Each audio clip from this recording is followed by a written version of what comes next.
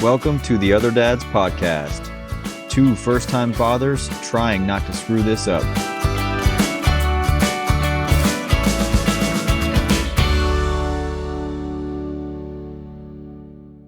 What is up? Welcome back to the Other Dads Podcast. This is episode 25.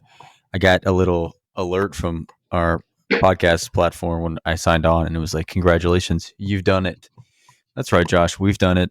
25 episodes. Got a packed show today, as usual. We're going to start off with some week recaps. You guys loved the Halloween chatter last week, so we're going to give you some more. We're on Laugh Watch still. Can't wait to hear the update. And we've got a lot of segments to walk through. I think Halloween on its own gave us a bunch of Dr. Ricks, I'm assuming. So it should be a good time. And on top of it all, we have Dr. Dom. Dr. Dom. Dr. Dominic will be joining us. He prefers to go by doctor. We're so excited to have a medical doctor on the show. And just going to ask him what it's like to be a doctor and to be a dad. And a good friend of mine, so excited to have him on the show. He's a faithful listener, always gives us a boost when we're wondering about feedback. It's been great to have him on this journey. So we're excited to have him on the show now. Yeah, that'll be the show, but we've got a game to pick first, Josh. We do. It's we're early to it too, so no head starts here, no advantage on picking the game. There is a good chance this could be another blowout, so another important coin flip. Yeah, I'm gonna be the first one to say it. How many primetime games have we seen Baker Mayfield in? This is kind of that's. Oh yeah, we should announce the game is Monday Night Football. We're back to football this week. Oh yeah, we did I forgot the World Series didn't go well. We're watching 3 games. That's what I get for picking the Yankees. Yeah, we had the Equinox. No, what is it? The Eclipse? Equinox. What was it? Equinox? Yeah, back on Monday Night Football. Chiefs, Bucks, and I think Christian's got a 3-game lead now. No, I think it's like 5. I think it might be 4. I think it's 13-9. I think it's insurmountable because I think we only have. Let's do this. We're gonna say we've got 4 episodes left, including today. Correct. So I have a chance. I have to win out. Yeah, you'd have to win out. But I think I'm up by 4. Yeah, so I could tie, and then we'd have something. Oh man, tiebreaker. Then someone would be changing the diaper of the other because we both need to be punished. We have not selected a punishment yet. We will get back on that at the end of the year. Put it to a vote. Let you guys decide. All right, let's flip. Flip it up. Flippity flip. See you on the flip side. Oh, that's huge. That's huge. That stinks. That is huge. Heads for me. I will take the Kansas City Chiefs. Oh wow! Surprise! You picked the Bucks. I didn't hear you there. Is that right? Bucks? Chiefs. Oh, Chiefs. You broke up there. Well, you got a chance. There's no reason to watch this game. The Chiefs are due to lose a game. 2 weeks ago, this game would have been really fun. Mm-hmm. It really would have. It would have been a really nice matchup. But it's over.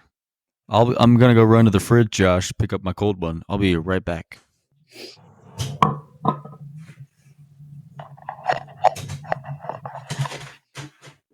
Did you hear that? Good old refreshing Miller High Life. Again? I told you it was like 32 pack. I'm taking my time. What about you? What are you having? I likewise am a repeat offender here. Bad Tire. Nice. Check out this can. They did a collab with Vans. They got the checker on there. That's not a can, but okay. Bottle. All right. So, Josh, tell me about your week, man. Let's do a quick recap here because we got a lot of Dr. Dom on the way. Yep, we got Dr. Dom on the way. But first, I want to say, well, you insinuated last week that we do not love our son because we're not dressing up for Halloween. And he ended up getting some type of costume on because he peed on his first Halloween onesie. And Lady G was with a friend, and they let him borrow one of their children's old outfits, which was a dinosaur onesie. So, cute. His dinosaur for an afternoon. By the time it was trick-or-treating time, he was sound asleep, like I said. And update on the 2 bags of candy that we bought, spent $50 on. Not one person came to the apartment. Awesome. And I don't know if you remember that lady that told me I was going to gain 40 pounds. Yep. She might be 50% accurate so far. Oh, because you've been housing candy. I mean, I am just housing some Tootsie Rolls, Twix. That was honestly one of my Dr. Rick's was just destroying Halloween candy after Halloween. I mean, my dad was the king of that. It's not even fun yet, though, because I can't take it from JA. It's kind of sad, actually. Well, the thing is, I bought this candy. I'm the only one eating it. the thing that bothers me always about it is like, I intentionally don't have this stuff around Exactly. because I don't want to eat it. But then I'm like, I'm not throwing this away. I paid money for this. Yeah. So yeah, Halloween was pretty lackluster over here. How about you guys? We had a blast, man. I love it. We always do. I think I mentioned we do s'mores with the kids, so you really get to hang out with them and talk, and they're crazy. And I think we probably had, I don't know, maybe 100 kids. Ran out of graham crackers, and then was running low on marshmallows, so I had to be the one marshmallow guy. And I kept saying, Oh boy, sorry, it's the economy. good time. And no, they had a blast, man. They were like, it was so nice. They're like, we were looking for this house everywhere, and this is my first s'more, and I hope you guys are here next year, and all that. It's great. And I burned my mouth. Yep, I burned my mouth was one. This one, someone asked for a photo with us. That was awesome. Oh wow. This girl, she asked her mom, and her mom said, "Can my daughter get a photo with y'all? She loves your outfits. She loves Mario and Peach so much." But we were Luigi and Daisy, so it was kind of a backwards slap at the same time. Now I'm not a Mario expert, but I believe that Mario and Luigi wear different colors, and they also have letters on their hats. Is that correct? Yeah, even if you're colorblind, it's a hard one to get wrong. Lario. That's what they were thinking. Big L on my head. No, we had a good time. Really a lot of fun. That's good. Glad you guys had a good time.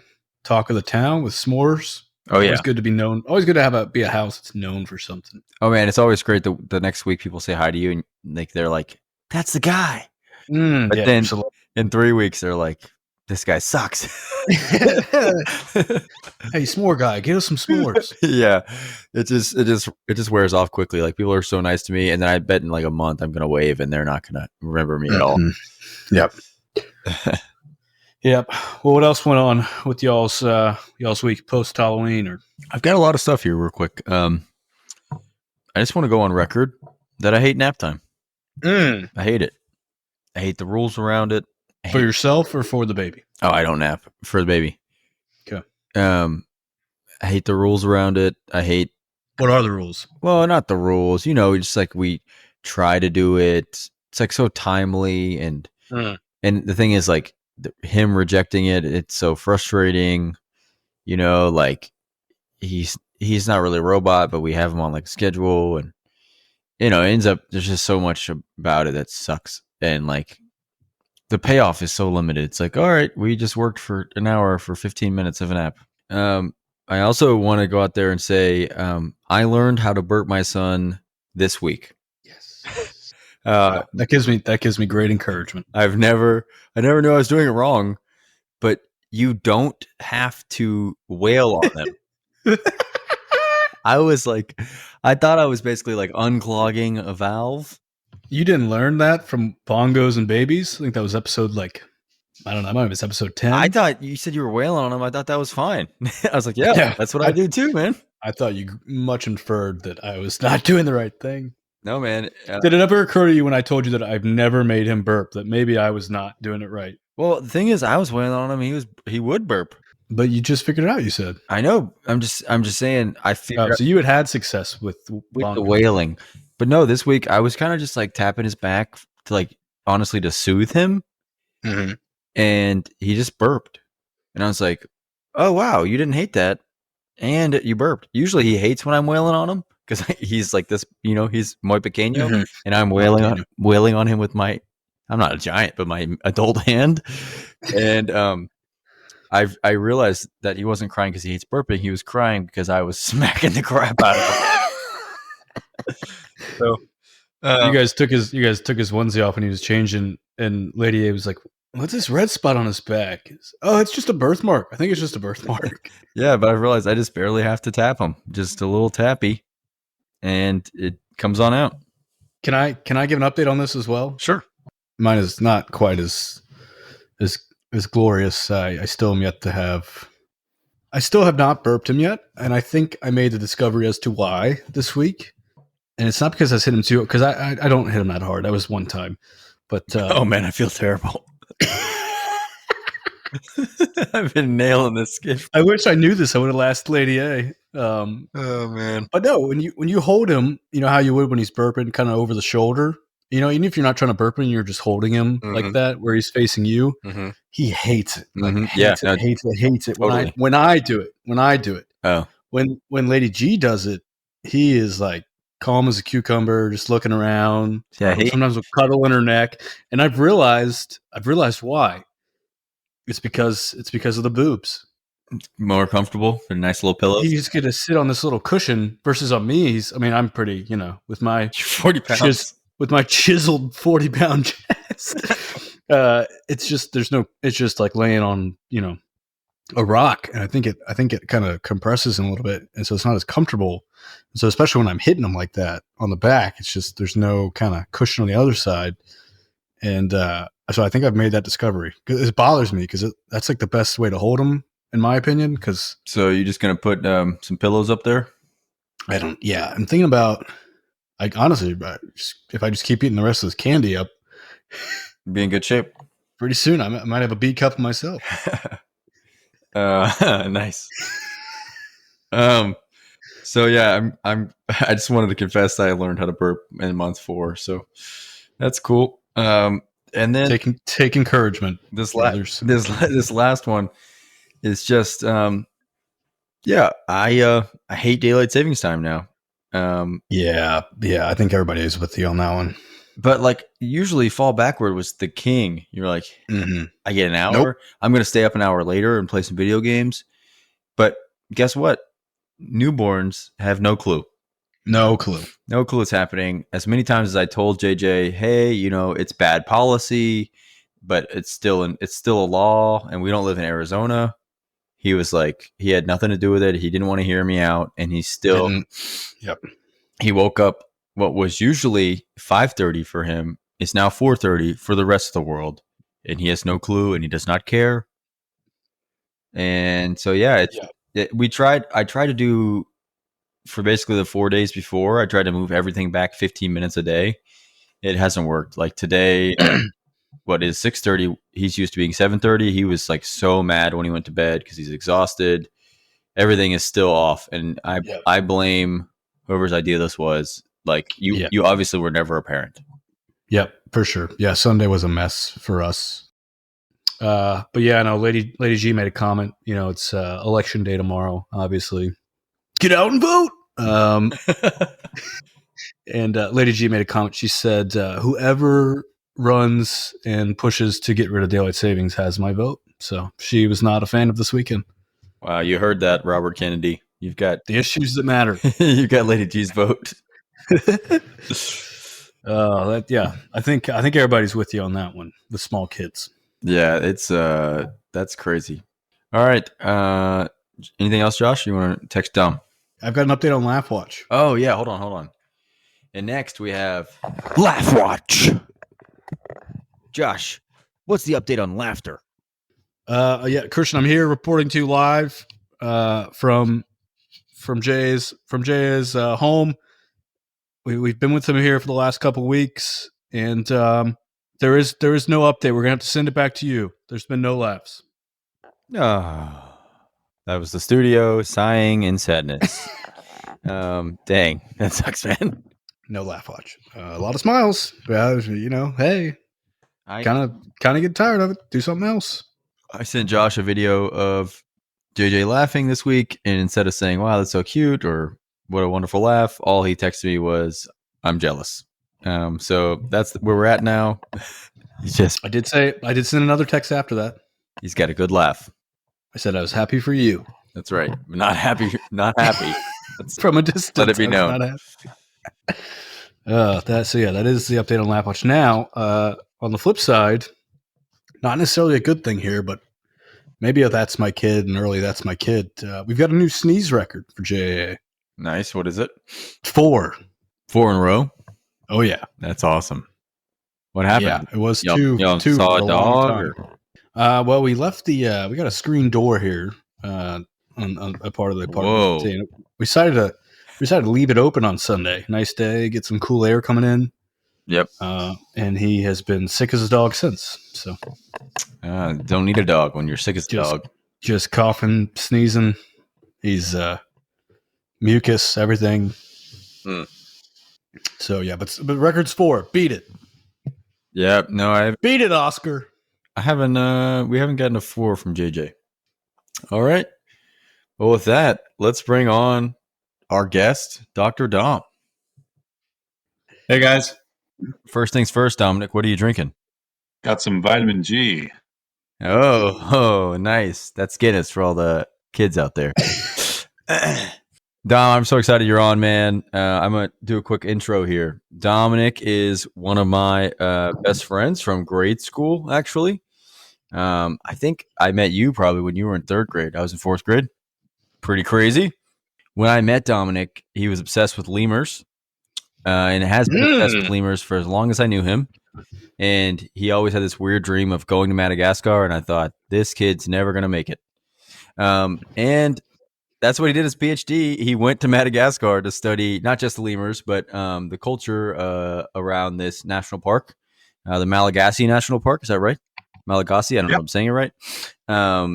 Yeah. And so that's just like his career. I just think that's so crazy.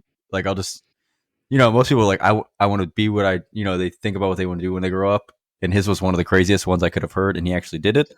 But then other than that, Dominic's one of the most down to earth people I know. So humble. And fun fact, he got married on Halloween. Yeah.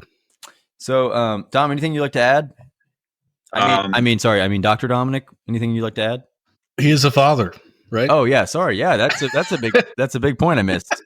Yeah, so my daughter is 10 days younger than baby JJ. Nice. Oh yeah. So it's nice to listen to the pod and get some warnings right before everything goes down. Yeah, good point. Yeah, and it was cool to kind of walk through that with you, Dom, and it's still cool. I mean, even tonight, Lady A reached out to Lady O and was like, "What do you guys do about this? Because this is such a mess." So yeah, it's just great to have community people walking through similar stages of life. All right, Tom. First question. Mm-hmm. We call it a softball on the podcast. What is your stance on leashing? Leashing of children. Leashing of children. The only thing I've heard are that there might be some children that are neurodivergent where that is necessary for safety reasons. Other than that, it's pretty bizarre. All right, hand up. We'll give that up. Well, no, we still are anti-leashing, but neurodivergent, we understand. Totally. I'm very familiar with neurodivergency, so I could totally see that reasoning for it. Did you see any leashing in Madagascar? What is their stance? Yeah, do the Malagasy people, do they leash their children? No, I that's not something I ever saw. They've got it figured out. Interesting. All right, Dom, what kind of medicine do you practice? I don't practice medicine. I'm a biological anthropologist, not a medical doctor. But you are a licensed physician? I am not. I don't know if you've heard on the pod recently. I don't know if I mentioned it, but I injured my wrist a couple of weeks ago golfing. I've been in a brace for the last month. And, in your expert opinion, doctor, do you think I'm good to get back to recreational activities, or what do you think? You can take a look at it. I'll show you right here. There it is. I don't know. All right. I know I'm not a doctor. Well, I know you're not like that kind of doctor, but my cousin has this smelly toe. What should he do about it? Stop smelling it, probably. We'll skip the last one. Let's skip the last. And that was Dr. Rick with a doctor. Have you gotten that as a doctor with a PhD? Do people ask you questions like that when they find out? Nope, just you two. That is literally All right. All right. before now. That's awesome. I couldn't wait to ask these. Yeah, we had a couple more, but Josh thinks it's time to turn the page. So there's a very, very, very small amount of overlap. Biological anthropologists teach courses like anatomy and are interested in learning about what it means to be human using the biological sciences. So there are biological anthropologists that do have a lot of overlap with the medical field. That's not me at all. So, Dom, thanks for explaining that. I think just for listeners out there, and maybe my podcast host, could you explain anthropology to us? Let's start with maybe if you had an elevator pitch, and there was some bigwig anthropologist. Well, they would know what it means. Someone trying to hire you asked about what you studied. What would you tell them? Okay, so two questions there. The first question is, what is anthropology? Anthropology is the study of humankind. There are 4 subfields. Linguistics, they're the folks that study language. There's archaeologists, the folks that study what people leave behind. The sociocultural anthropologists that study culture. And then the biological anthropologists that study both extinct and extant primates, including humans. Extant? You say extant? I never heard that term. Oh, sorry. Yeah. Extant just means the opposite of extinct. So species that are still alive today. To be fair, I'm extant. Yes. You are extinct. Can I identify as extant? To be fair, we did ask him to explain this to someone that would be hiring him, not to 2 guys who drink beer on Monday nights and watch football. And there was a 2-part there, Dom. I don't want to interrupt you. You can. It's a long second part. Long elevator. Yeah. Okay. So we're on the 50th floor. So I actually study human environment interactions in the field of conservation. So I'm not a perfect fit in biological anthropology. Typically, you have folks studying our extinct primate relatives, our primate ancestors, like Australopithecines, for example, or folks that study living primates, so the apes, the monkeys, the lemurs, the lorises, so on and so forth. I showed up to my field site in Southern Africa expecting to be a natural scientist more similar to my colleagues, but found that to be able to answer the questions that I was interested in, I would have to expand my skill set. And so I took a lot of coursework in sociocultural anthropology, and not only did the work inside the forest with the primates, but also did some pretty extensive surveying around the national park where I worked, which is one of the poorest regions in one of the poorest countries on Earth, unfortunately. Okay, Dom, thank you. We're gonna consider you for the position. Next situation here. I want you to explain it to what anthropology is to J.A. and J.J. and Vinny, for that matter. Oh, here we go. This happens to be sitting here. This is a book. We read her today on Jane Goodall. It's called Jane. You guys know Jane Goodall? Of course. Yep. So she was. Josh does not know Jane Goodall. That's not true. I know the name. Okay. She's taught primates how to use language, right? She was in Tarzan, right? Gorillas. Okay, neither of those things. I know she loves gorillas. Okay. Jane Goodall was really a foundational figure in the field of animal behavior, but also the field of field biology in general. She studied chimpanzees. Oh, dang it. So anyway, this book has lots of pictures of what it's like to be a biological anthropologist. So I might start with this. That's a great answer. Is it a good read? Does Vinny like it? I guess so. I'll be honest, JJ could have cared less about that book, probably. Not a big book listener. He likes books he can eat. Yeah, definitely. Is it edible? Okay, Dom, you mentioned anthropology, a couple of different categories there, but ultimately kind of the study of humankind. I've mentioned on the podcast, I think last couple of weeks, we've been going through a pretty big sleep regression over here. And we're calling it the 3 to 4 month sleep regression, which you guys are in that time frame. For me, we're still in month 2 here. Is there a term in anthropology for experiencing a sleep regression a month ahead of, statistically speaking, when it would be? Does that mean my son is advanced? Does it mean that there might be some deficiencies? So to answer the specific question, is there a term? Probably. I don't know the term. Okay. I do know that it can be very hard for infants to cope with sort of the modern American form of parenting, where we have cribs for babies or floor beds or bassinets rather than their mother's arms.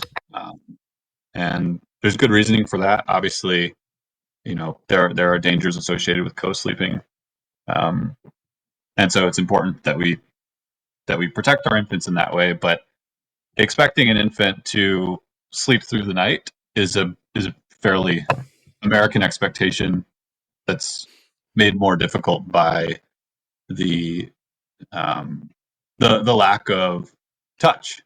We are one primate species of more than 500, and all one thing primates have in common is that they're all social and that they display some sort of parenting toward their young.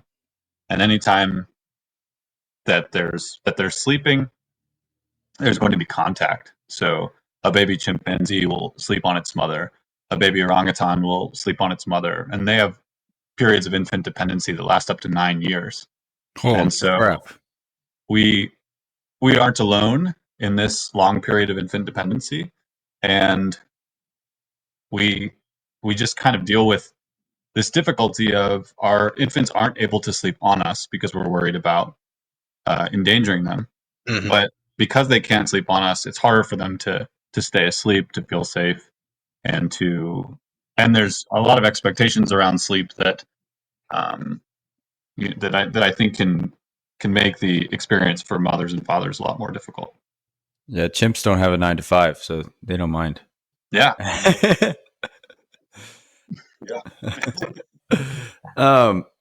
Yeah, Don, this I think that's a great transition to our next question.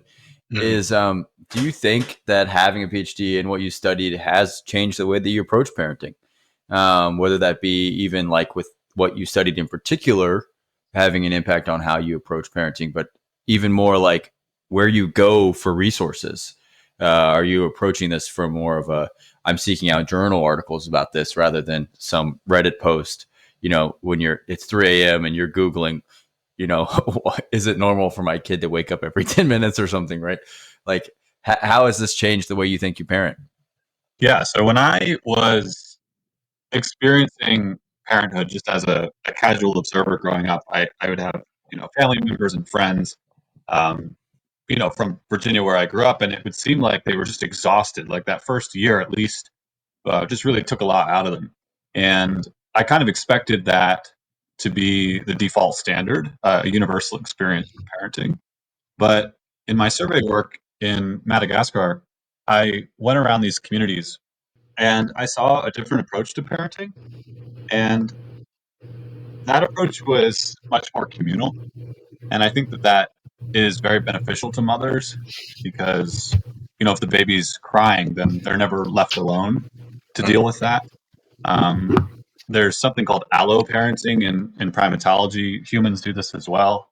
Our species has been around for 300,000 years, and for most of that time, the vast majority of it, we lived in communities. We didn't live in our own homes. There's a lot of benefits to living in our own homes, but it also means that when the baby's crying at night, the mother is left to her own devices, or the mother and father are left to their own devices, and it's overwhelming. And then they're getting frustrated, saying, "Why am I getting overwhelmed? There must be something wrong with me. There must be something about the baby that I need to fix."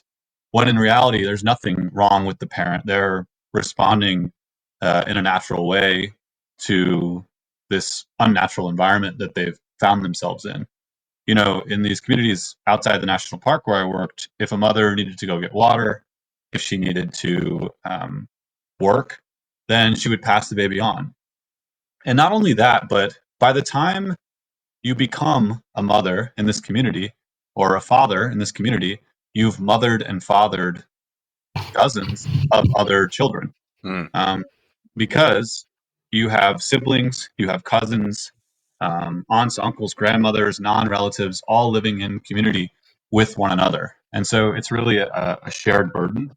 And you have that lifetime learning as opposed to that crash course learning that I think is the American standard. You know, by the time you have a baby, typically, you know, as an American, you've got on-the-job learning. You didn't grow up in an environment where you were able to raise kids and learn on the job. Preach. Yeah, I definitely feel like a rookie. Yeah, Lady G mentioned that when we talked with the wives. One of the things she said about me was just like I was the youngest in my family and like all my family, and so I didn't really grow up with like any type of baby or even like younger kids than me that you know I'd watch after to any extent. Uh-huh. So from observing that, have y'all? Is there something like? Have you been able to implement anything because of that? Like, Who else lives in your house with you? yeah, how many people live there? Yeah, it's just me, my wife Olivia, and our baby. And We've got, your neighboring tribe. yeah, yeah. I mean that's the challenge, right? Is you know there are benefits to you know having your own home, and it's not to idealize that way of living or to say that it's perfect. It's just to observe a different approach and to think about, you know, what can we learn from that approach in terms of how can we support mothers and in turn support fathers and children. I think that in terms of what we've implemented, the mantra we have in our house is like, my baby's not broken and neither am I. So baby's crying, that's the baby trying to communicate with you. If the baby's not sleeping, that's not something to train away or to fix. That's something to listen to. And it's hard when your baby is struggling to sleep or to stop crying, because I think that a lot of parents are in a mindset of I'm here to fix my child or to train my child. And implicit in that assumption is the idea that there's something wrong with you since you're unable to fix your child. And so we like this approach of my baby's not broken and neither am I, because it acknowledges the challenges of modernity. So when Olivia asks, why am I being overwhelmed? The answer isn't because I'm broken or because I'm a bad mom, but because I don't have a community around me that I need to support me, or because I'm learning to parent all at once. I didn't grow up parenting my siblings and my cousins, and so you know we don't ask why is she broken or how can we fix our daughter. We ask what is she trying to communicate or what does she need. Um, there are ways that babies were raised for hundreds of thousands of years that don't reflect our current situation, and I think simply acknowledging that can be a little bit empowering for us. At the same time, we absolutely do not have it figured out at all. Like I said, Vinny's 4 months old, so we're just as lost as anybody else. I remember the first night in the hospital. I was, you know, Olivia had a C-section, and I was trying to just get her some sleep, and I was in the nursery with Vinny, and I was holding her, and she wasn't crying, and she was just looking up at me for hours, and I was like, man, I got this. This is great. And it didn't occur to me that you know I would have to put her to sleep. And there's been so many instances like that where you know you think you're doing it right and completely way off. But rather than you know beating yourself up for that, I think there is something to be said for trusting yourself and trusting what your baby's trying to communicate to you. So me punching myself in the head was not my fault. That was the lack of community. I think so. That's right, baby. I mean, honestly, yeah. I don't think you'd have done that if somebody else was there with you. No, 100%. Yeah, I love what you're saying there because I was thinking this week he's just Jay has been, I feel like, fussing a little bit more than he used to and fighting sleep a lot more than he used to, and I always think like what am I missing? Like what am I doing wrong? Because like I know he's trying to communicate with something to me, or something is causing him to act this way, and I feel like a failure often because it's like, well, I'm obviously not getting it. I'm not figuring it out. Everything I try isn't working.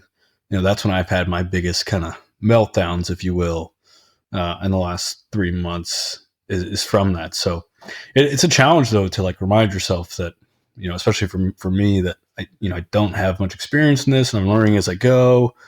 Yeah. So I like what you're saying there as far as it's not necessarily me. It's not necessarily them. It's just kind of this is what the situation is.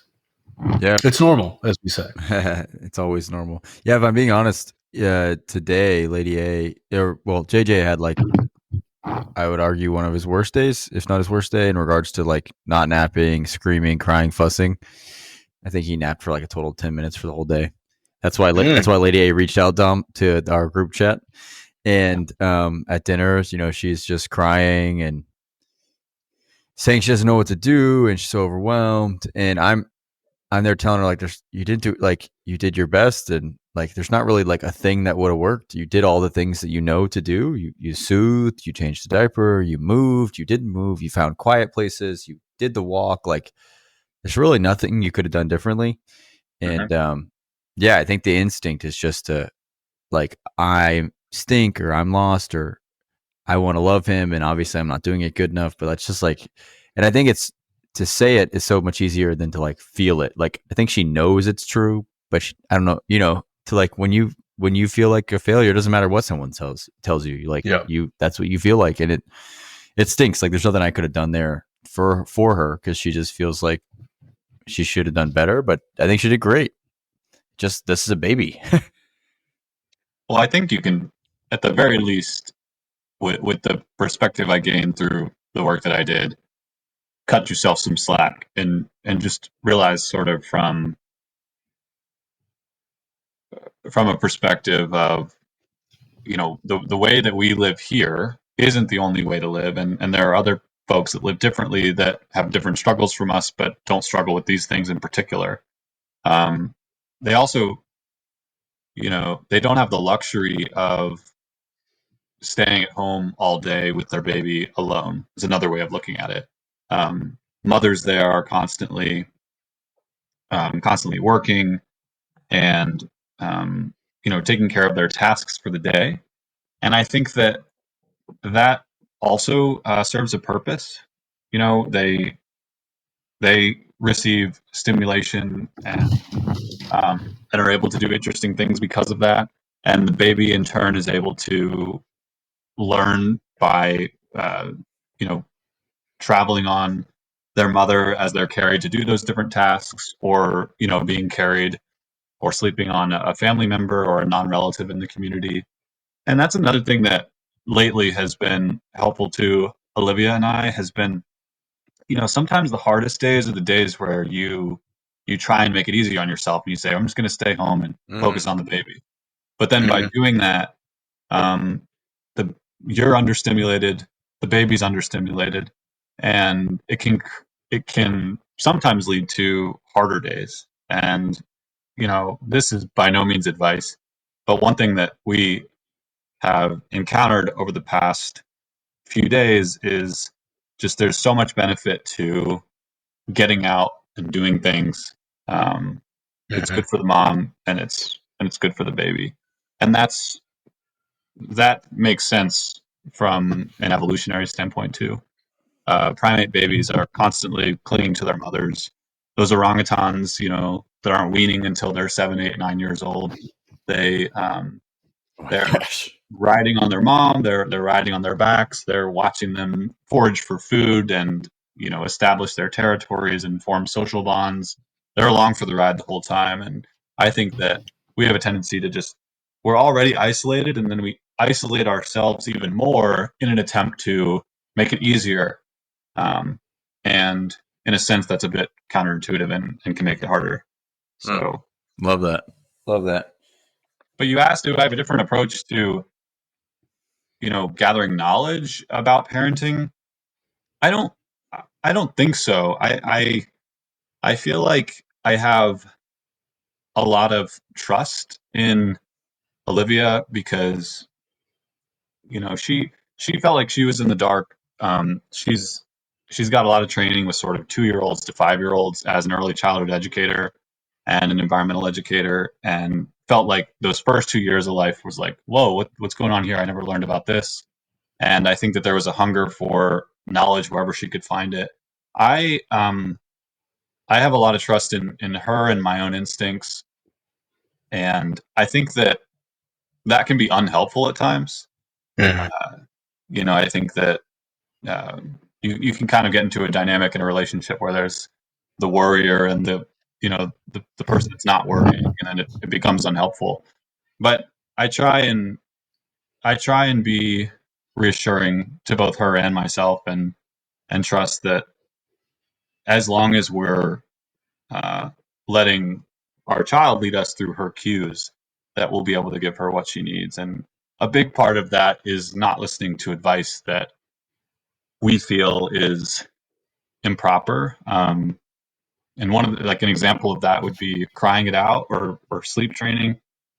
There's no species that has parental care that would hear their infant crying and not respond to it. And that informs our approach. It might be that we're sitting with Vinny for an hour, 2 hours longer, and we're unable to console her, but there's never going to be a time where we won't be there. And that's something that's really important to me and Olivia. And so, I had this big folder with different sections on breastfeeding and sleep, and I was going to fill it with all literature during Olivia's pregnancy.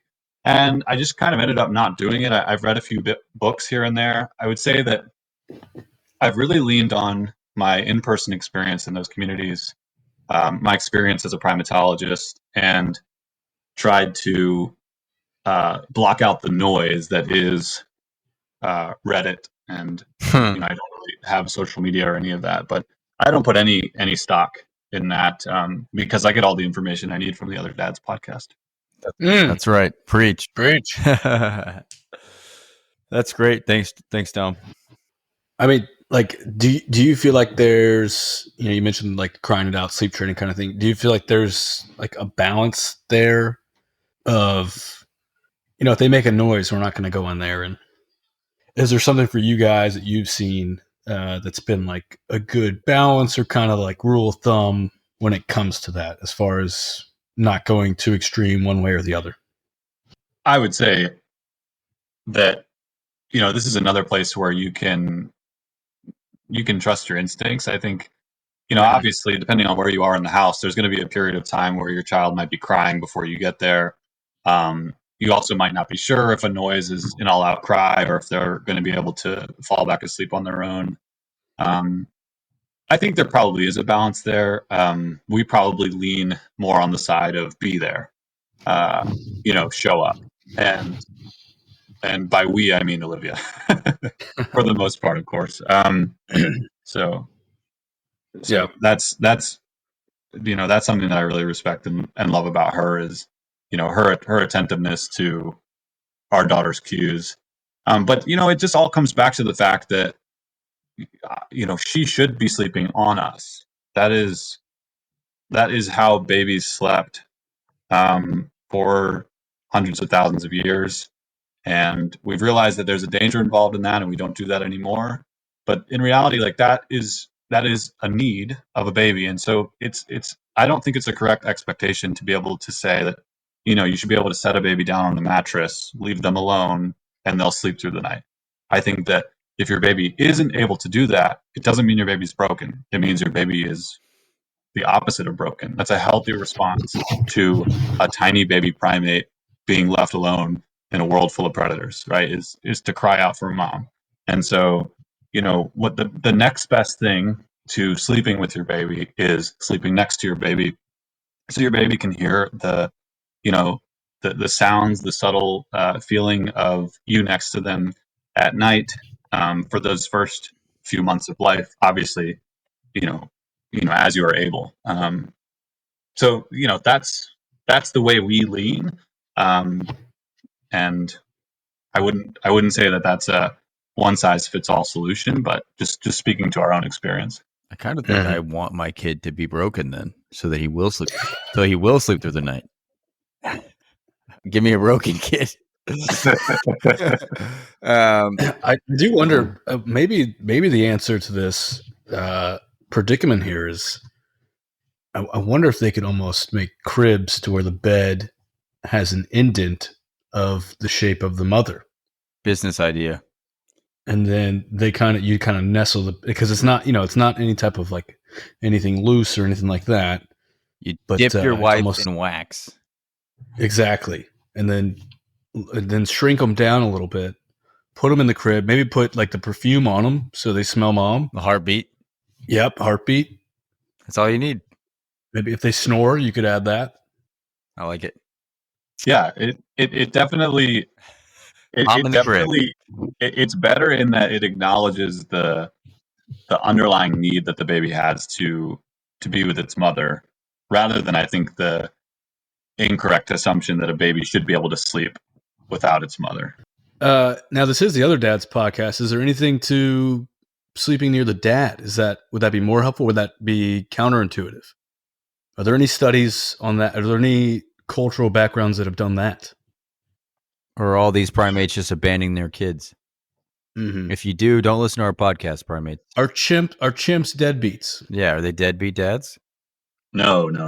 Yeah, I mean, a lot of primate species have variations on co-parenting. Good. There are a lot of different studies of what fatherhood means Feel free to listen. in different species.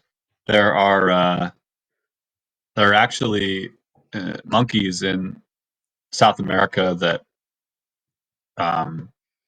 display really interesting behaviors. There's something called confused paternity, where multiple males will mate with a single female, and this is a species that exhibits twinning, and so it's actually possible for one male to be the father of one of the offspring, and another male to be the and another infant to be the offspring of the other male. Oh. And so, from an evolutionary standpoint, both of those males that mated with the female are incentivized to provide parental care to the offspring. So, it doesn't really answer your question. I would say, Is there like a Maury Povich for primates? How do they know? Like which kid is who? Like, well, that's the point, is they don't know, so they care for the offspring as if they're their own children. I would say, with regard to your question about sleep, it's much better for a child to sleep on or near a parent, regardless of whether they're a mom, a father, a grandmother, a non-relative. all right. I think that we're a social species. There's only really a couple of primates that aren't considered social. What about like crazy Uncle Joe? Like, you don't want him sleeping near your kid. Well, yeah, that's a good point. Yeah. Yeah. What if there's the smell of alcohol on his breath? Yeah, if your stinky toe friend is around, Great callback there. Yeah, that's good to know. That's cool. Like that we have a place. I feel like it's always I don't know. At least our perspective is like we're doing our best. We want to be involved. It's cool to know that that's not like us overreaching when you think about like evolutionary science. I feel like the other thing I saw a lot of, in those communities where I worked, were really affectionate fathers. Oh, that's that were amazing. very close with their children, and in many ways, spent more time with their children than I think a lot of American dads do or are able to do. We need to get some Malagasy listeners here, man. I don't know if they have phones or any way to listen, but let's get them on the pod. I think we need chimps to lead like a baby daddy seminar. That'd be awesome. They sound very responsible. That's an untapped podcast market is chimps. I'll tell you that right now. Well, Dom, that's all of our questions, man. What we want to do next is kind of open it up to you on anything maybe from this week or from your time as a dad, kind of, our segments as a faithful listener, anything that you've experienced that you wanted to share, whether it be a Dr. Rick or a reminiscing or, any of the segments. An observation from a stranger. Oh yeah. Always love those. I'm not a dad. I don't know if this really counts as a Dr. Rick. But ever since we had Vinny, I have to sleep on my stomach because I will wake up Olivia and the baby every night with my snoring. With your snoring? I do not. That's a Dr. Rick. Wow. Big snorer. So the tummy sleep is better? Yeah, I don't think I snore if I'm on my stomach, but Dang, so in the 4-month sleep regression, when Vinny was learning how to sleep on her stomach, you also were learning. You guys were going through it together. You guys were giving. Does Olivia have to pat your back and soothe you? Yeah, she'll wake me up and roll. Do you have any experience? Because we talked about this on the show. Do you have any experience with mouth tape? Yeah, we tried once to tape my mouth shut, but we did not have the right tape. It's not duct tape. Yeah, I don't think it's duct tape. Yeah, it didn't go well. How long, I actually. How long did it take to grow back the mustache? So, fun fact about me: I went to the ENT. The doctor, the ear, nose, and throat doctor, like myself. And the ENT told me that I have the worst nose that she had seen in 30 years. And so right before Vinny was born, I got a surgery to repair my deviated septum. It was so bad that I had a spur on the inside of my nose that was actually breaking through my sinuses. And gosh. Anyway, they did the surgery and it had no impact on my snoring whatsoever. Oh. So yeah, I mean, did it do anything? Doctors are kind of like car mechanics. You have no clue. You're like, sure, do it. Do whatever you want. Well, I didn't get it done to fix the snoring, but it didn't fix the snoring. So trying to think, I don't know if I have any other what are the other segments?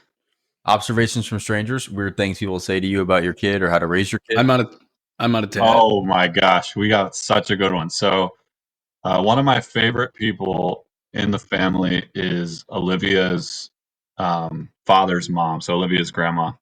And Lady O. So we have a bit of an unorthodox name for our daughter. Her name is Vincenza. She's named after her grandfather Vincent. When Olivia's grandma heard the name, she said, "Why does she have a boy's name?" So she said, "What are you going to call her, Vince?" Clearly, a good one is Vinny. That's funny. You said actually we're going to go with Vincent. Yeah, brutal honesty. Good stuff. All right. Any other than segments, Dom, any feedback, anything we've gotten wrong or questions about the pod on anything that's offended the anthropology community? I have a couple of book recommendations. Oh, that's great. We'd love them. So there's a book called Hunt, Gather, Parent: What Ancient Cultures Can Teach Us About the Lost Art of Raising Happy, Helpful Little Humans. That's a really good one. I love it. And then how long is it? Is it an afternoon read for Josh? It's are there pictures? No, it's probably a solid 250. So okay, I can do that. No, he can't. He's gonna read the back over the course of Jay's lifetime. The reason I recommend that book is because if you're not someone who has the opportunity to travel and see other ways of parenting outside of the American norm, then this book can give you some really interesting perspective into the ways that some other communities parent. I think that she goes down to Mexico and other parts of the world, and So hopefully that can give some additional perspective. That Do might they be hunt helpful. and gather in Mexico? The name of the book, the editor definitely had Okay. a say. I don't know if the editor or if the author picked the name. It's definitely How does the marketing cartel piece. parent? All right. Not all of Mexico. I didn't even hear what he said. Oh, he said, "How does the cartel parent?" Anyway, bye guys. What's the? You have another one?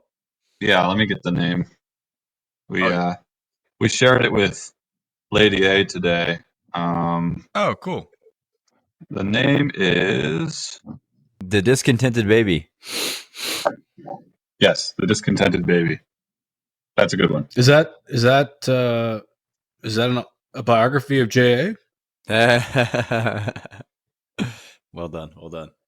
He's happy. He's having a I promise. I promise. I promise. The Discontented Little Baby. Okay, here we go. I have a book recommendation. It's called The Discontented Little Baby Book. I don't know if you have noticed this, but the Australians are boy. top tier in the baby game. Have you picked up on that? No, I thought the French had that baby book. Well, the Australians are the experts on the breastfeeding and all aspects of raising infants. So I don't know. Does it have anything to, You did one thing, and then you said all. They've got does this it have anything to do with? Does it have anything to do with them having the best accent? and the best warm beer. Oh, come here, suck on this baby. That was well done. Need another Guinness. All right, Tom. Well, this brings us to the end here. And as is tradition, we have a simulator for you. Okay. Here's the situation. Okay. We're on a plane. Okay. I'm a baby. Josh is a stewardess. You are yourself. Okay. Attendant. I believe the term is attendant. Oh, Josh is an attendant. Okay. You're just a passenger on the plane. Okay. Oh, this baby is struggling, is choking. Is there a doctor here? Do we have a doctor on board? Are there any doctors? I mean, I'm not a doctor, but I would like to help this baby not choke. You don't have to be a doctor to help the baby when it's choking. Are you okay? Are you an ENT ophthalmologist? Please stop asking about my credentials. I'm going to get this thing lodged in this baby's throat out. Okay. I think we can trust you. Okay. Take over, please. Not doctor.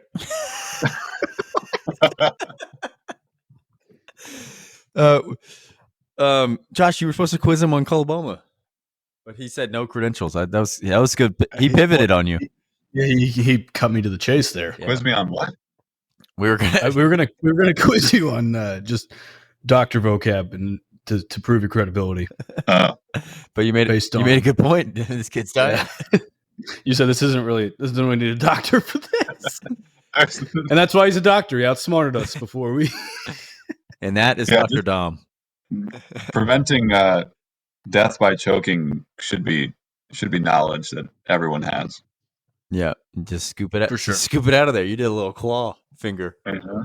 I actually thought he was pushing it in further, maybe to go all the way through. Well, Dom, thanks so much, man. I hope you had fun. This was great. We really enjoyed it. I just appreciate the time, and make sure to tell your friends that you were on the Other Dads podcast. I will. Thanks, fellas. If you want a shirt, we can send you one. What? Do you really have merch? No. Coming in 2025. Thanks, Dom. This is fun. Love you, man. Love you too. Bye, guys. Bye. See you. All right, that was our interview with Dr. Dom. I thought it was fascinating. It's probably some of our actually most helpful content we've had in a while.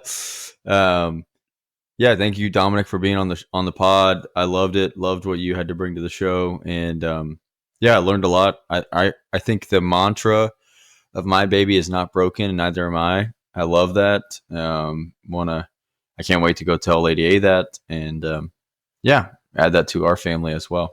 With that, I actually I just went and pulled JA out of his crib and threw him in the bed with Lady G. And he's doing great. He thought he was alone in the wild. Yeah, all the cries are gone now. He's cozied up next to mom. It works for me. Why wouldn't it work for him? Yeah, with that though, let's get to segments, Josh. Let's do it. Got a lot here, actually, which is awesome. I feel like we've been lacking, so thank you for staying with us. We're here. We are so back. All right, let's start with toy of the week. Beep bop beep. Toy of the week. Toy of the week. Beep bop beep. I've got a toy of the week, Christian, and it's not. I don't think it's a toy. All right, that's great start. Definitely doesn't. It definitely doesn't beep bop beep. It's got no lights, no noise. So a little bit of an old school, and it's. I think it's technically a stuffed animal, but this is him. Listeners can't see him. I'm calling it a basset hound, but I don't know if that's what he would say he is. It's a stuffed animal. And it actually is one that heats up. But yes, it is a stuffed animal. It's a good size. We've named him Gus. Gus Bus. And this is JA's first pet. He likes him. He'll watch him. He'll grab his ears sometimes, which is cute. I'll put him on his chest when he's laying down. And he doesn't know yet, but he's responsible for him, for feeding him, taking him out. We're trying to get him started young with having some responsibility in the household. Nice. I love it. That's a toy. I thought it was going to be just like totally not a toy. That's a good toy. I love the dog. Yeah, it's good to teach responsibility early. Yep, that's right. He's got to know when to take him out and read his cues, just like we have to read our kids' cues. He doesn't like to sleep alone. Oh, yikes. I just ripped a chunk out of his fur. Sorry, Gus. Well, it's Jay's problem. Yeah, take it up with the owner. All right, Christian, let's do... Did you send yours? Yeah. Yeah, you did. Let's... You've got a couple ones we haven't done in a minute here. Let's do the observation from a stranger. Yeah. I walk with JJ and Russ at least once a day around the neighborhood. Today was JJ's first time in the front-facing stroller, so a lot of people get to see him. Usually he's like kind of covered in his car seat stroller. Anyway, I can show you the world. Yep. And so anyway, people were interacting with him a lot more, and this lady said, "Can I have him?" Oh, whoa. What? And I said, "He's not for sale." Are you sure she didn't say, "Can I hold him"?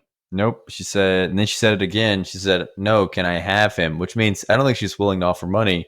She wanted him for free. Yeah, it was an interesting interaction. She then asked if I was a Cowboys fan. I said yes, and then she danced, and I left. Interesting. Yeah, that was the first time an abduction has been attempted. I mean, it wasn't attempted. I mean, was suggested maybe first. Yeah, abduction. You were on guard though. Yeah, I was ready. Let's do Father Time. It's new. I don't think we've done it yet officially. Okay, we've talked about it.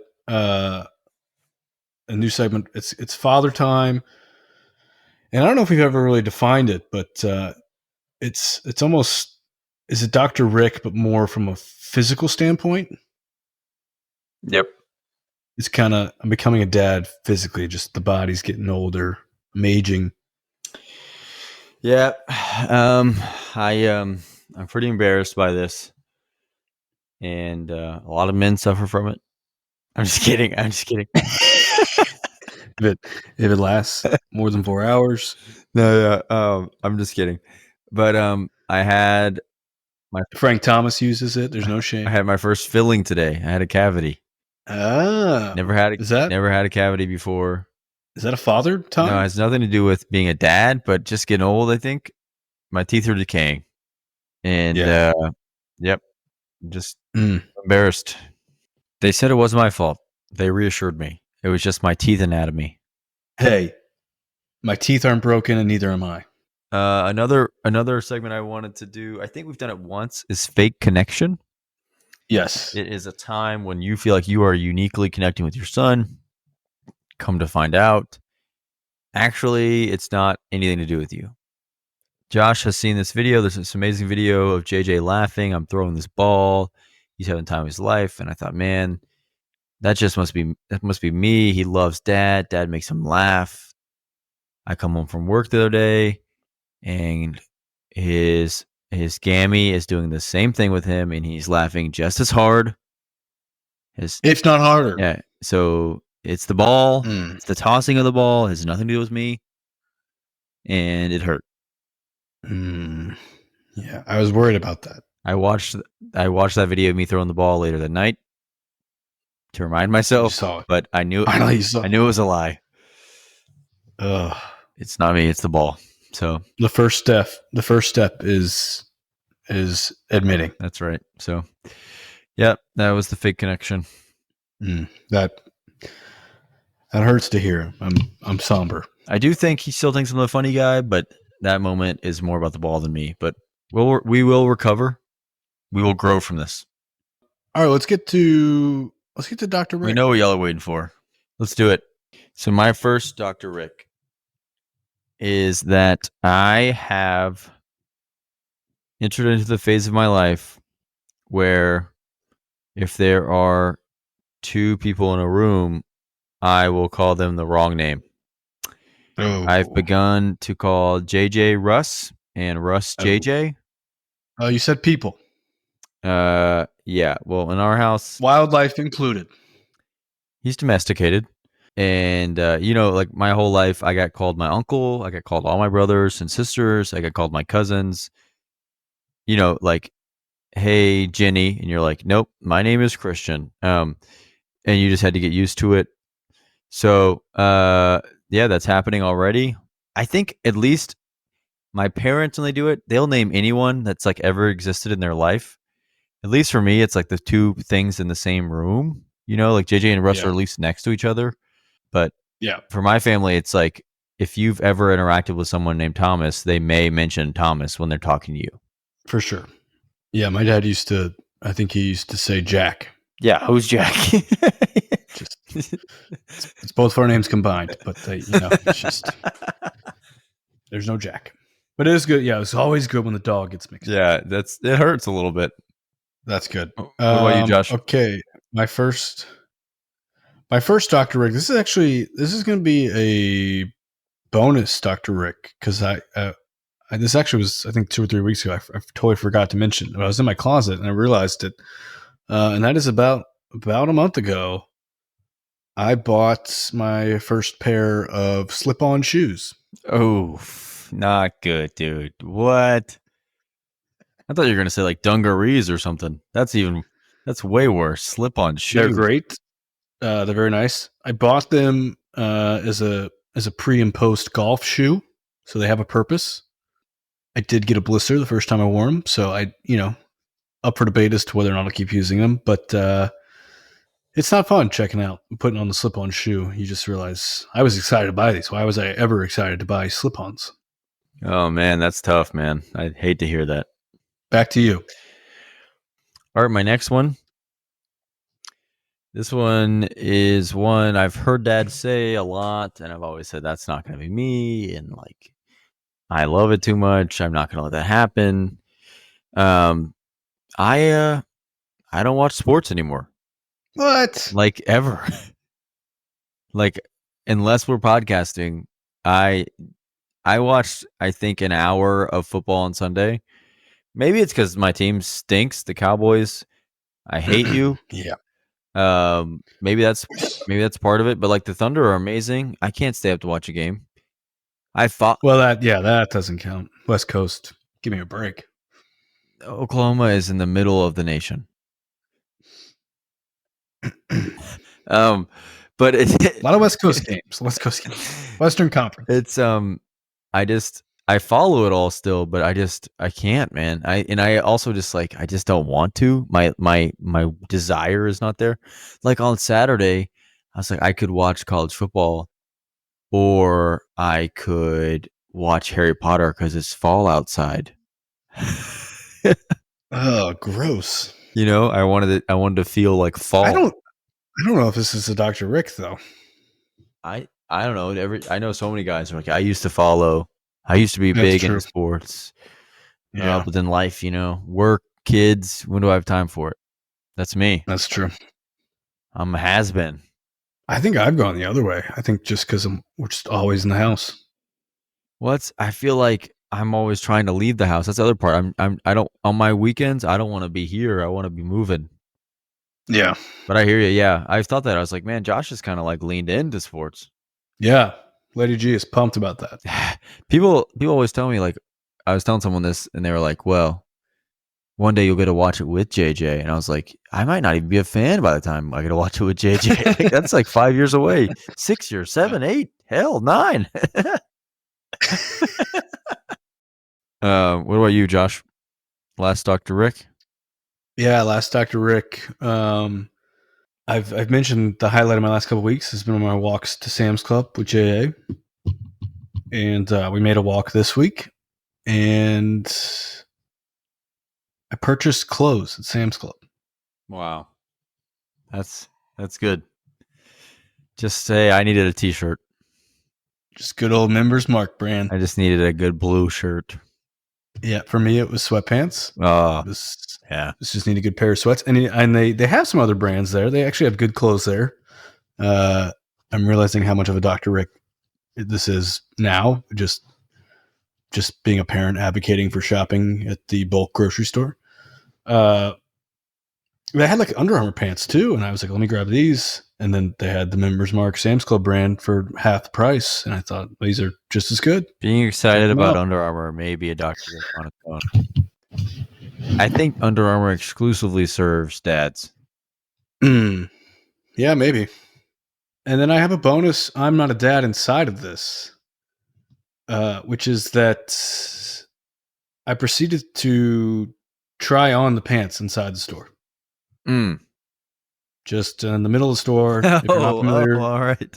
If you're not familiar with Sam's Club, there are no changing rooms for their clothes. You just went over top your existing clothes? Yep. I just looked around. Yeah, in true dad fashion, I was like, I can't buy these and risk them not fitting. Like, I got to come home or come back here or return them. I'll just throw them not on like over. You're going to walk to Sam Clubs in 3 days. I'm going to be back here tomorrow. Yeah, so I just threw them on there. Right. Dang, I didn't think about that. I probably would double think that. I used to always just take my shirt off, like just be shirtless in the store and put on another shirt. But I did not. Yeah, I did not take pants. But now off. that But now that I'm a dad, that does feel weirder. I didn't even think about that. Yeah, I was not in the underwear, but I felt a little bit ashamed. You used to take your shirt off and try on another shirt, and you'd be like, someone looks at you like, "What's it to you? Sue me."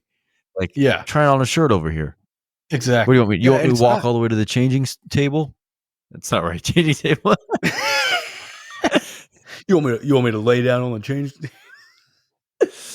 What is it called? Changing room. Changing room. Oh man, that's evading. That's gonna do it for episode 25. This is the quarter century mark. Yeah. And like we mentioned last week, we've got 2 episodes. 2 interviews the next 2 weeks. We've got a military dad coming on, which is actually Dr. Dom's brother, and then we have an expecting father. I think he's a couple weeks into the pregnancy journey. No. He's going to deliver late November. So in a couple weeks, he's going to deliver. Okay, perfect. So he should be ready to go. At that point, I had still not read a book. Yeah. So we'll see how he does. He'll definitely be in the simulator, maybe a couple. But that'll be exciting the next 2 weeks, and then we might have a bonus, maybe an end of season episode, and we'll also get to our loser of TOD Pick'em and our punishment. So all that to come at the end of season 1 here of the Other Dads podcast. Thank you for listening. Make sure to follow us on socials. Email us on the Other Dads podcast at gmail.com. If you've got any interview ideas, any segments, anything you'd like to see us do, any comments, send it our way. And that'll do it for this week. Some dads think their baby is broken. Some dads think they're broken themselves. And no dad is perfect. Thanks for being the Other Dads. Peace. Finger guns.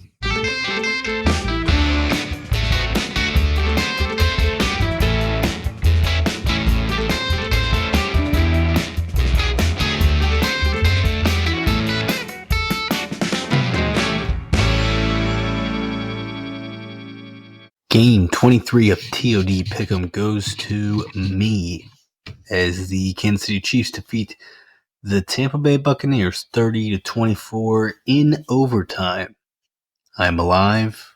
Christian's now up 13-10 with a couple more to go. Let's go.